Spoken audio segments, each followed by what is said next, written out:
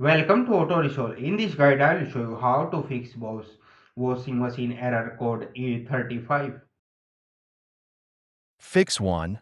Water level too high, overfilling. Step 1. Turn off the washing machine and unplug it. Step 2. Turn off the water supply tap. Step 3. Wait 5 to 10 minutes.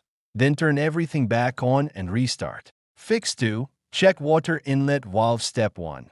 Turn off power and water supply. Step 2. Remove the top cover of the machine. Step 3. Check if the inlet valve is stuck open. Step 4. Replace the valve if water keeps flowing. Fix 3. Inspect pressure switch and hose. Step 1. Unplug the washer. Step 2. Locate the pressure switch near the top. Step 3. Check the small hose for blockage or damage. Step 4. Clean or replace the hose if needed. Fix 4. Check drain system. Step 1. Clean the drain filter. Step 2.